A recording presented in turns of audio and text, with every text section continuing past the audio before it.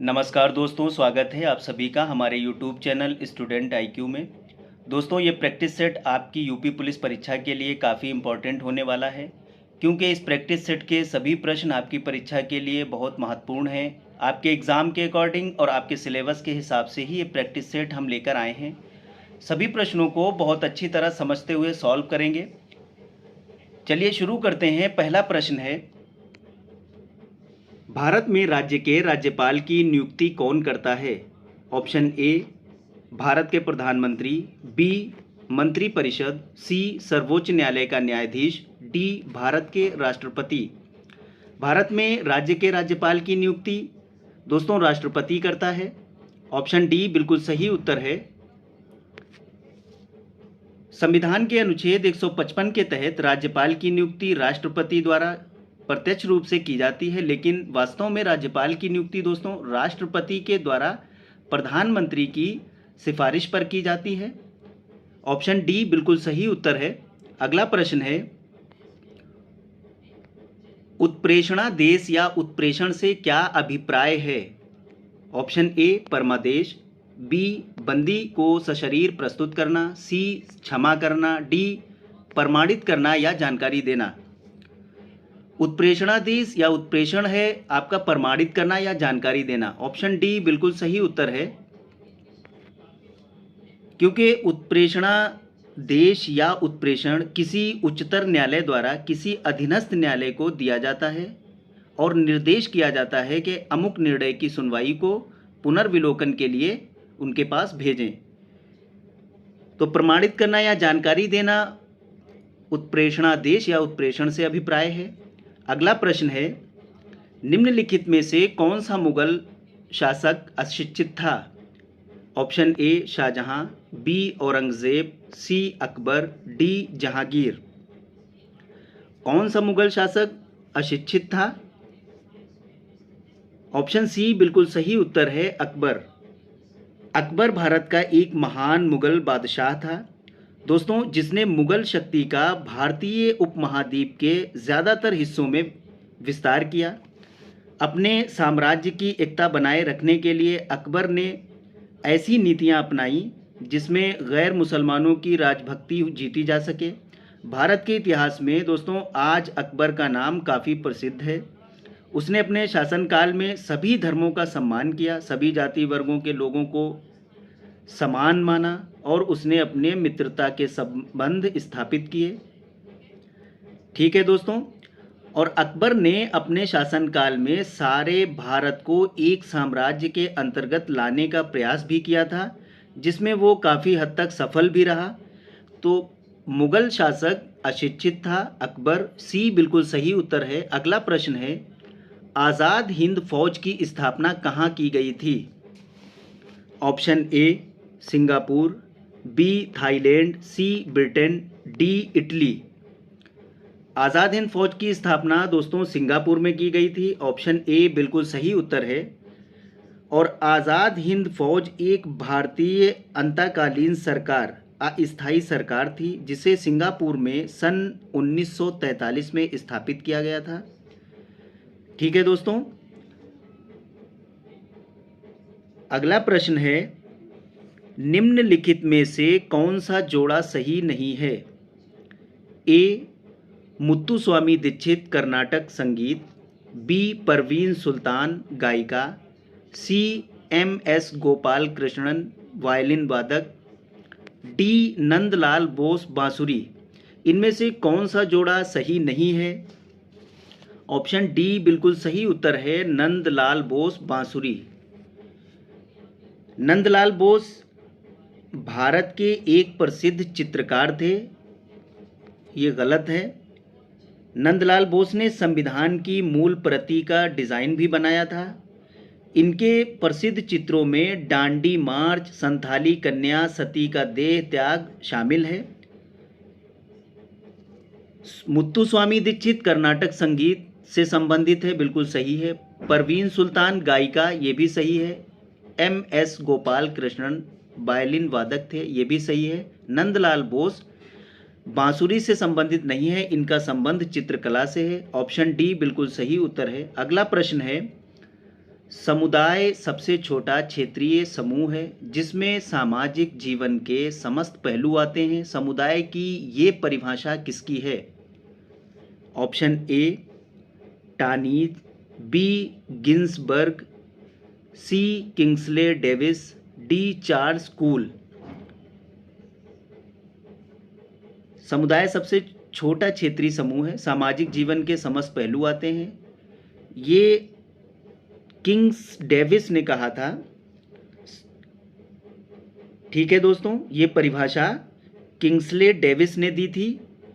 Option C बिल्कुल सही उत्तर है। अगला प्रश्न है, रेटरजन के अनुसार कस्बे की विशेषताओं में निम्न में से किसे शामिल किया जाता है?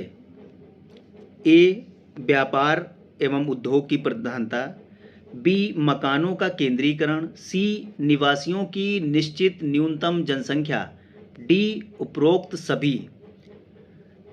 कस्बे की विशेषताओं में किसे शामिल किया जाता है? इसमें से सभी सही हैं। ऑप्शन डी बिल्कुल सही उत्तर है, उपरोक्त सभी को। क्योंकि दोस्तों रेडरजन के अनुसार कस्बे की विशेषताओं में व्यापार, उद्योग की प्रधानता, मकानों का विकेंद्रीकरण, निवासियों की निश्चित न्यूनतम जनसंख्या आदि सभी को शामिल किया जाता है। ए बी सी तीनों सही हैं इसमें। अगला प्रश्न है, भारत सरकार का मुख्य विधि अधिकारी कौन होता है? ए मुख्य न्यायाधीश, बी सर्वोच्च न्यायालय का रजिस्ट्रार, सी कानूनी मंत्री, डी महान्यायवादी। भारत सरकार का मुख्य विधि अधिकारी महान्यायवादी होता है। ऑप्शन डी बिल्कुल सही उत्तर है।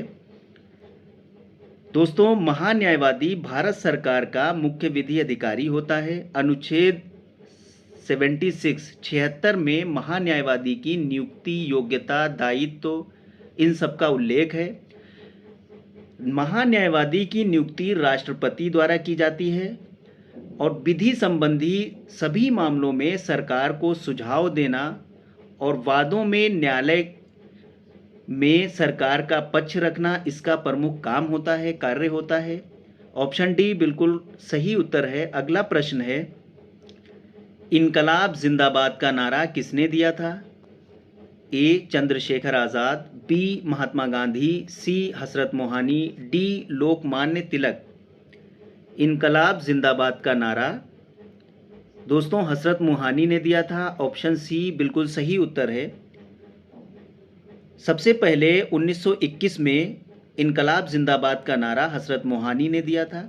असहयोग खिलाफत आंदोलन के दौरान उन्होंने ये नारा दिया था।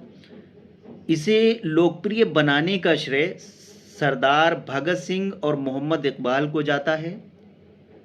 ठीक है दोस्तों, आगे बढ़ते हैं। अगला प्रश्न है, एक अक्षांश डिग्री लेटीट्यूड कितने किलोमीटर को दर्शाता है? Option A 111 kilometre, B 141 kilometre, C 161 kilometre, D 191 kilometre. एक अक्षांश डिग्री लेटीट्यूड कितने किलोमीटर को दर्शाता है? 111 किलोमीटर को दर्शाता है। ऑप्शन ए बिल्कुल सही उत्तर है। एक देशांतर डिग्री ध्रुवों पर 0 और भूमध्य रेखा पर दोस्तों 111 किलोमीटर के बराबर होता है।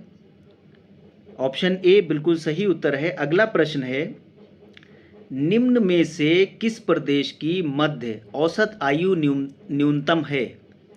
Option A Rajasthan, B Kerala, C Uttar Pradesh, D Maharashtra. किस प्रदेश की औसत आयु न्यूनतम है? ऑप्शन सी बिल्कुल सही उत्तर है। उत्तर प्रदेश की न्यूनतम आयु औसत में है, मध्य है। भारत में सबसे ज़्यादा जीवन प्रत्याशा वाले राज्य केरल हैं, दिल्ली, जम्मू कश्मीर, उत्तराखंड और हिमाचल प्रदेश है दोस्तों। और सबसे कम जीवन प्रत्याशा वाले राज्य हैं असम, उत्तर प्रदेश, मध्य प्रदेश। तो दोस्तों इस ऑप्शन में उत्तर प्रदेश है, इसलिए उत्तर प्रदेश बिल्कुल सही उत्तर है। ठीक है, अगला प्रश्न है, प्रथम विश्व युद्ध कब समाप्त हुआ? ऑप्शन ए 28 जुलाई, 1914, बी 16 दिसंबर 1915, सी 11 नवंबर 1918, डी 22 अप्रैल 1919। प्रथम विश्व युद्ध कब समाप्त हुआ? प्रथम विश्व युद्ध दोस्तों 11 नवंबर 1918 को समाप्त हुआ था। ऑप्शन सी बिल्कुल सही उत्तर है। प्रथम विश्व युद्ध 28 जुलाई 1914 को ऑस्ट्रिया और सर्बिया पर किए गए हमले के साथ शुरू हुआ था। 11 नवंबर 1918 को जर्मन द्वारा युद्ध विराम समझौते पर हस्ताक्षर के साथ इसे समाप्त किया गया था। आगे बढ़ते हैं, अगला प्रश्न है, भारत का विश्व में क्षेत्रफल के आधार पर कौन सा स्थान है? ऑप्शन ए दूसरा, बी चौथा, सी छठा, डी सातवां।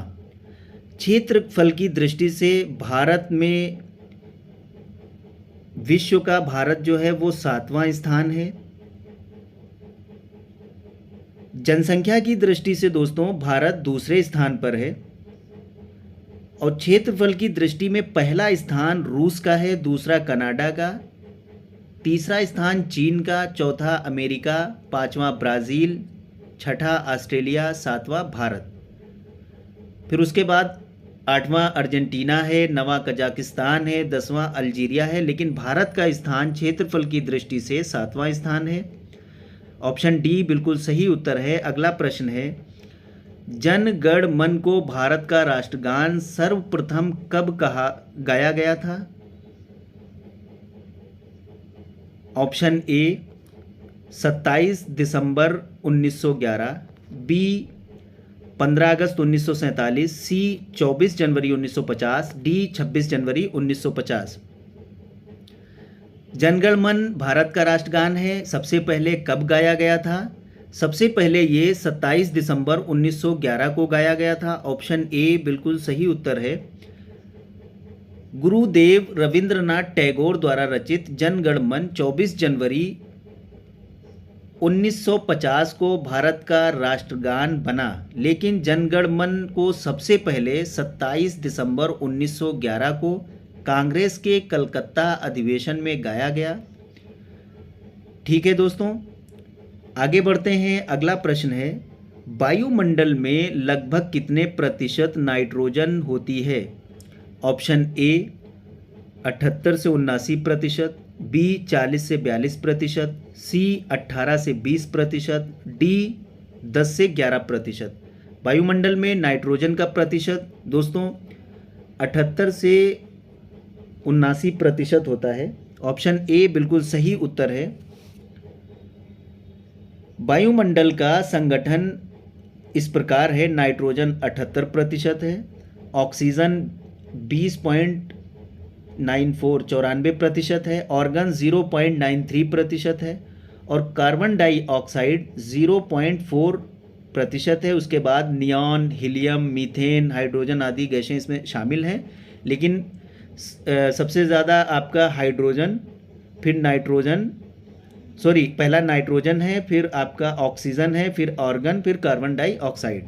ठीक है, आगे बढ़ते हैं। अगला प्रश्न है, विश्व का चौथा सबसे बड़ा महाद्वीप कौन सा है? ऑप्शन ए अफ्रीका, बी उत्तरी अमेरिका, सी दक्षिणी अमेरिका, डी एशिया। चौथा सबसे बड़ा महाद्वीप विश्व का, ऑप्शन सी बिल्कुल सही उत्तर है, दक्षिणी अमेरिका। विश्व का चौथा सबसे बड़ा महाद्वीप दक्षिणी अमेरिका है। उसके बाद क्षेत्रफल के आधार पर सबसे पहला है एशिया, दूसरा अफ्रीका, तीसरा उत्तर अमेरिका, फिर दक्षिणी अमेरिका। ठीक है, जनसंख्या के आधार पर महाद्वीप है एशिया, अफ्रीका, यूरोप, उत्तरी अमेरिका, दक्षिणी अमेरिका। आगे बढ़ते हैं। अगला प्रश्न है, निम्न में से क्या नागरिक समाज के रूप में नहीं माना जाता है? ऑप्शन ए परिवार, वंश, बी जाति संघ, सी गैर सरकारी संगठन, डी विधान मंडल। नागरिक समाज के रूप में नहीं माना जाता है। ऑप्शन डी बिल्कुल सही उत्तर है, विधान मंडल। विधानमंडल नागरिक समाज के रूप में नहीं माना जाता है। आगे बढ़ते हैं, अगला प्रश्न है, निम्न में से किस भारतीय पर्वतीय चोटी की ऊंचाई सबसे कम है? Option A Kangchenjunga, B Nanda Devi, C Kamet, D Mukut Parvat. किस भारतीय पर्वत की चोटी की ऊंचाई सबसे कम है? इनमें से सबसे कम ऊंचाई वाली चोटी है मुकुट पर्वत। ऑप्शन डी बिल्कुल सही उत्तर है। मुकुट पर्वत दोस्तों, इसकी ऊंचाई है 7,242। ये विकल्प में सबसे कम है, क्योंकि कंचनजंगा आपका है 8,586 8,586 मीटर ऊंचाई है। नंदा देवी की ऊंचाई 7,876 है। और कामेट पर्वत है 7,756 मीटर। तो इनमें सबसे कम इसकी है 7,224 मीटर। सबसे कम ऊंचाई है मुकुट पर्वत की। सबसे ऊंची ऊंचाई है इनमें से कंचनजंगा की, फिर नंदा देवी है, फिर कामेट है और मुकुट पर्वत है। तो इसमें बिल्कुल राइट आंसर है ऑप्शन डी मुकुट पर्वत। अगला प्रश्न है, कन्नौज से पूर्व हर्षवर्धन कहाँ का शासक था? Option A Kaushambi, B Kushinagar, C Shravasti, D Thaneshwar. दोस्तों, कन्नौज से पहले हर्षवर्धन कहाँ का शासक था? ऑप्शन डी बिल्कुल सही उत्तर है, थानेश्वर। हर्षवर्धन थानेश्वर के पुष्यभूति वंश का शासक था। 606 में हर्षवर्धन थानेश्वर का शासक बना।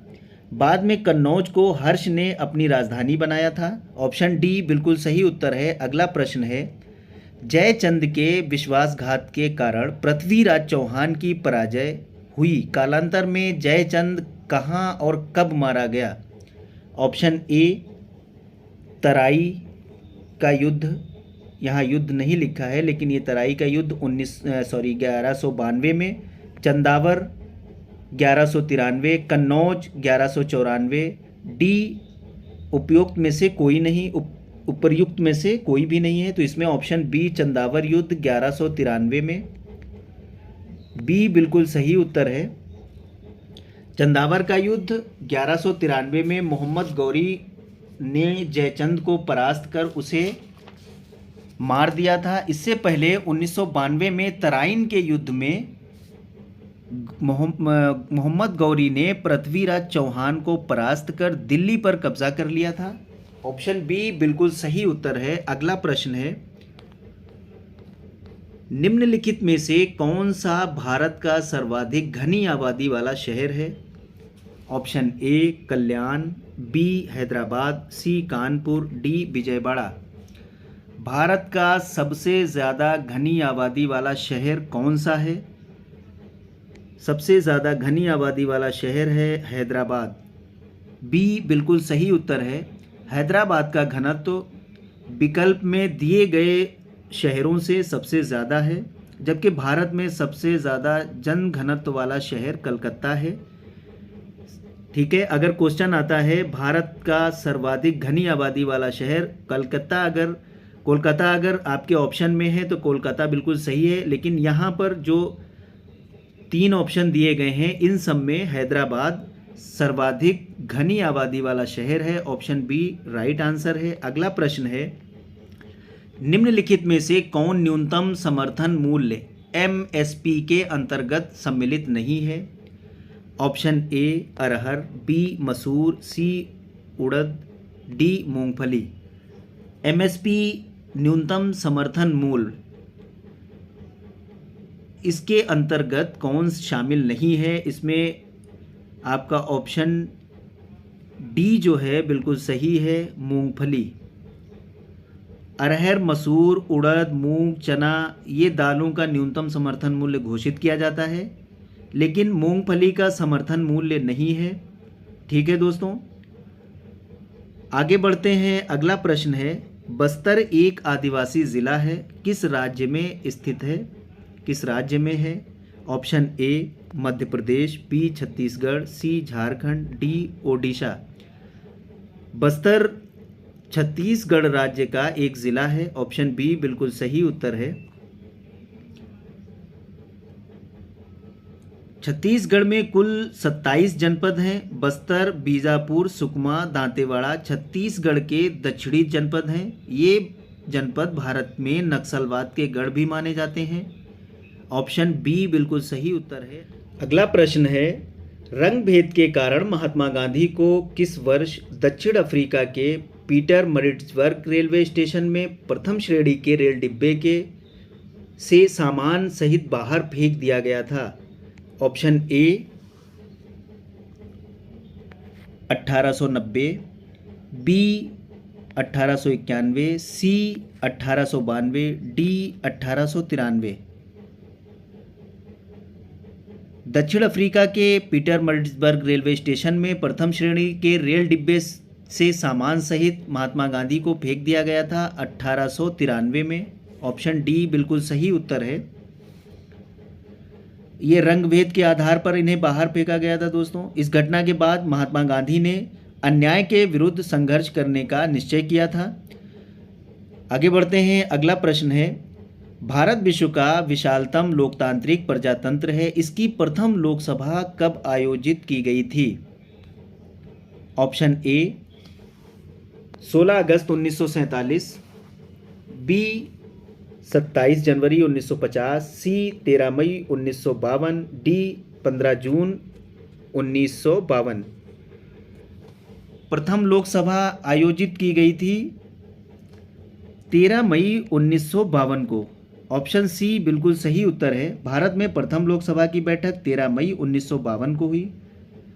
ठीक है दोस्तों, आगे बढ़ते हैं। अगला प्रश्न है, किस प्राचीन साम्राज्य में महिलाएं कुश्ती में भाग लेती थीं? ऑप्शन ए बहमनी साम्राज्य, बी विजयनगर साम्राज्य, सी चोल साम्राज्य, डी उपर्युक्त में से कोई नहीं। महिलाएं कुश्ती में भाग लेती थीं। ऑप्शन बी बिल्कुल सही उत्तर है। विजयनगर साम्राज्य में महिलाएं कुश्ती में भाग लिया करती थीं। पुर्तगाली यात्री नूनिज ने इसका उल्लेख किया है। ऑप्शन बी बिल्कुल सही उत्तर है, विजयनगर साम्राज्य। आगे बढ़ते हैं। अगला प्रश्न है, इनमें से कौन सा मुगल बादशाह शराब को छूता तक नहीं था? Option A Akbar, B Shahjahan, C Jahangir, D Aurangzeb. कौन सा मुगल बादशाह शराब को छूता तक नहीं था? ऑप्शन डी बिल्कुल सही उत्तर है, औरंगजेब। औरंगजेब शराब को छूता तक नहीं था। ठीक है दोस्तों, आगे बढ़ते हैं। अगला प्रश्न है, भक्ति आंदोलन को उत्तर भारत में लाने का श्रेय इनमें से किसको जाता है? Option A Ramanuja, B Madhvacharya, C Ramanand, D Ramdas. भक्ति आंदोलन को उत्तर भारत में लाने वाले रामानुज है, उसका श्रेय रामानुज को जाता है। ऑप्शन ए बिल्कुल सही उत्तर है दोस्तों। भक्ति आंदोलन नवनाद और अलवार संतों द्वारा दक्षिण भारत में 5वीं शताब्दी में प्रारंभ हुआ था। ऑप्शन ए बिल्कुल राइट आंसर है। आगे बढ़ते हैं। अगला प्रश्न है, पृथ्वी का विषुवतीय व्यास है। Option A 12,756 kilometre, B 13,560 kilometre, C 13,900 kilometre, D 14,657 kilometre. पृथ्वी का विषुवतीय व्यास इनमें से क्या है? पृथ्वी का विषुवतीय व्यास है 12,756 किलोमीटर। ऑप्शन ए बिल्कुल सही उत्तर है। ठीक है दोस्तों, पृथ्वी का विषुवतीय रेखीय व्यास है 12,756 किलोमीटर और ध्रुवीय व्यास है 12,714 किलोमीटर। ठीक है, आगे बढ़ते हैं। अगला प्रश्न है, वर्ष का सबसे लंबा दिन है। ऑप्शन ए 20 अप्रैल, बी 15 मई, सी 21 जून, डी 30 अगस्त। इस प्रश्न का बिल्कुल सही उत्तर है ऑप्शन सी 21 जून। वर्ष का सबसे लंबा दिन उत्तरी गोलार्ध में 21 जून और दक्षिणी गोलार्ध में 22 दिसंबर को होता है। ऑप्शन सी बिल्कुल सही उत्तर है। अगला प्रश्न है, विजयनगर राज्य किस नदी के किनारे स्थित था? Option A Ganga, B Kaveri, C Tungabhadra, D Krishna. Vijayanagar राज्य तुंगभद्रा नदी के किनारे स्थित था। ऑप्शन सी बिल्कुल सही उत्तर है। इसकी राजधानी विजयनगर के नाम पर राज्य का नाम विजयनगर रखा गया। दोस्तों, वर्तमान हम्पी ऐतिहासिक विजयनगर का प्रतिनिधित्व करती है। आगे बढ़ते हैं। अगला प्रश्न है, बाल विहार प्रणाली के संस्थापक कौन थे? Option A Montessori, B Froebel, C Thorndike, D Percy Nunn. बाल विहार प्रणाली के संस्थापक फ्रोबेल थे। ऑप्शन बी बिल्कुल सही उत्तर है। फ्रोबेल को किंडरगार्टन या बाल विहार प्रणाली का जन्मदाता कहा जाता है। ठीक है दोस्तों, उन्होंने सबसे पहले बाल विहार स्थापित किया था। उनका उद्देश्य ये था कि प्री स्कूल या स्कूल से पहले की शिक्षा को संस्थागत रूप देना। आगे बढ़ते हैं। अगला प्रश्न है, ब्रिक्स देश का एक हिस्सा कौन सा राष्ट्र है? Option A Botswana, B Belarus, C Bolivia, D Brazil. BRICS कौन सा राष्ट्र इसका हिस्सा है इसमें से? ऑप्शन डी बिल्कुल सही उत्तर है, ब्राज़ील। ब्रिक्स संगठन एक सदस्य राष्ट्र इसमें ब्राज़ील है। ठीक है, आगे बढ़ते हैं। अगला प्रश्न है, माउंट एवरेस्ट पर चढ़ने वाली प्रथम भारतीय महिला कौन थी? Option A Kamaljeet Sindhu, B Bula Chaudhary, C Kalpana Chawla, D Bachendri Pal. इस प्रश्न का बिल्कुल सही उत्तर है, माउंट एवरेस्ट पर चढ़ने वाली पहली भारतीय महिला बिचेंद्री पाल थी। बिचेंद्री पाल को पहाड़ों की रानी भी कहा जाता है। ये प्रथम महिला थी जो माउंट एवरेस्ट पर चढ़ी थी। 1989 में माउंट एवरेस्ट पर ये पहुंची थी। ऑप्शन डी बिल्कुल सही उत्तर है। अगला प्रश्न है, शून्यकाल का अर्थ क्या होता है? ऑप्शन ए जब विपक्ष का प्रस्ताव मान लिया जाए, बी जब कोई अति महत्वपूर्ण विषय चर्चा के लिए उठाया जाए, सी सुबह और दोपहर के सत्र के मध्य का अंतराल, और डी है जब धन विधेयक लोकसभा में पेश किया जाए। शून्यकाल का अर्थ ऑप्शन बी बिल्कुल सही है, जब कोई अति महत्वपूर्ण विषय चर्चा के लिए उठाया जाए। शून्यकाल दोस्तों संसद के दोनों सदनों में प्रश्नकाल के बाद 12 से 1 बजे के बीच का समय शून्यकाल कहा जाता है। इस समय जो है अति महत्वपूर्ण, बहुत इम्पोर्टेंट जो विषय होते हैं उनके प्रश्न इसमें उठाए जाते हैं, उनकी चर्चा होती है, उसे शून्यकाल कहा जाता है। आगे बढ़ते हैं। अगला प्रश्न है, अवमूल्यन का अर्थ है? ऑप्शन ए घरेलू मुद्रा के स्थान पर एक नई मुद्रा को लागू करना, बी चल पूंजी, सी अन्य देशों की मुद्रा की तुलना में घरेलू मुद्रा का मान रखना, डी घरेलू मुद्रा का मान बढ़ाना। तो अवमूल्यन का अर्थ इसमें ऑप्शन सी बिल्कुल सही उत्तर है, अन्य देशों की मुद्रा की तुलना में घरेलू मुद्रा का मान कम करना। ये बिल्कुल सही उत्तर है। आगे बढ़ते हैं। अगला प्रश्न है, मूक घाटी यानी साइलेंट वैली कहाँ स्थित है? Option A Kerala, B Bihar, C Maharashtra, D Tripura. मूक घाटी साइलेंट वैली आपका केरल में स्थित है। ऑप्शन ए बिल्कुल सही उत्तर है। दोस्तों ये मूक जो घाटी है ये साइलेंट वैली केरल में है और इसे बायोस्फीयर रिजर्व नेशनल पार्क भी कहा जाता है इसका नाम। आगे बढ़ते हैं। अगला प्रश्न है, अर्थव्यवस्था की वृद्धि दर के अनुसार मापा जाता है?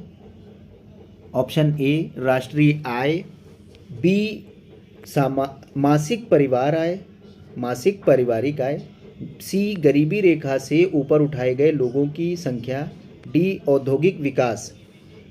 अर्थव्यवस्था की वृद्धि दर के अनुसार मापा जाता है। इसमें ऑप्शन ए बिल्कुल सही है, राष्ट्रीय आय के अनुसार। यहाँ राष्ट्रीय आय के अनुसार अर्थव्यवस्था की वृद्धि को मापा जाता है।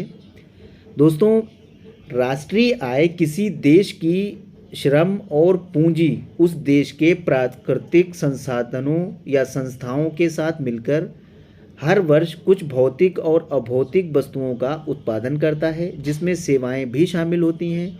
इसी के बाजार मूल्य को राष्ट्रीय आय कहते हैं, जिसमें विदेशों से प्राप्त शुद्ध आय भी शामिल होती है। अर्थव्यवस्था की वृद्धि दर को राष्ट्रीय आय के अनुसार मापा जाता है। ठीक है दोस्तों, फिर मिलते हैं नेक्स्ट वीडियो में। हमारे YouTube चैनल को सब्सक्राइब कर दें, वीडियो को लाइक और शेयर ज़रूर करें।